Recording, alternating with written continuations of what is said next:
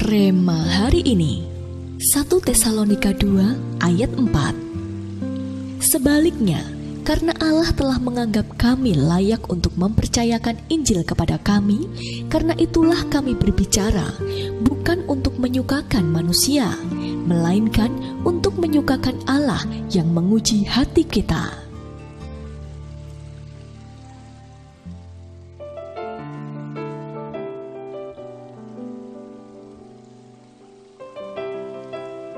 Selamat Pagi Roh Kudus adalah sebuah buku yang ditulis oleh Benny Hinn yang menceritakan pengalaman hidupnya dengan Roh Kudus.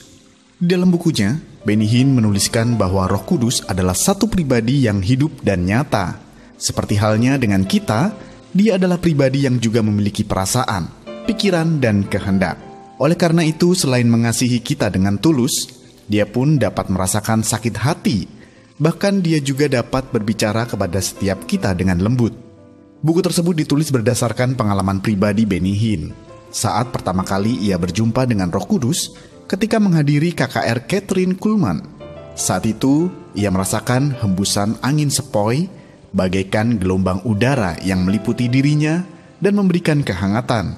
Semenjak peristiwa tersebut, Benny Hinn yang sebelumnya belum mengenal Tuhan berubah menjadi seorang yang senantiasa memiliki rasa haus dan lapar akan Tuhan. Ia pun juga mempertanyakan seperti apa Roh Kudus itu. Setelah ia melihat bagaimana Kathryn Kuhlman menangis di mimbar dan berkata, "Tolong, jangan mendukakan Roh Kudus." Perkataan tersebut menggugah hatinya, sehingga ia selalu berusaha hidup untuk menyukakan Roh Kudus dan menjadikan Roh Kudus yang utama sepanjang hidupnya. Ya, Roh Kudus haruslah menjadi yang utama dan terutama dalam hidup kita. Sebaik apapun rencana dan tujuan hidup kita, yang harus selalu menjadi tujuan utama kita adalah menyukakan Roh Kudus.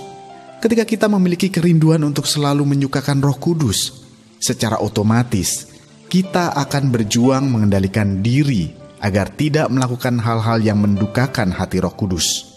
Oleh karena itu, jika kita rindu tahun Roh Kudus benar-benar dinyatakan dalam hidup kita, mari mulai isi hidup kita dengan hal-hal yang menyukakan Roh Kudus, seperti menaikkan pujian syukur, tekun membaca firman Tuhan, senantiasa menyapa dan berbicara dengan Roh Kudus dalam keadaan apapun.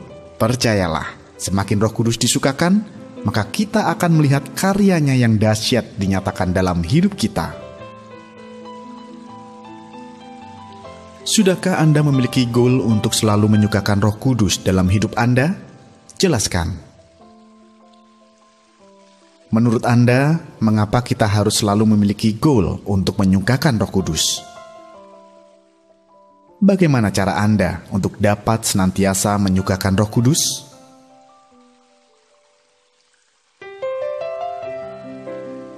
Bapa, terima kasih untuk tuntunan dan anugerah yang Engkau berikan kepada kami.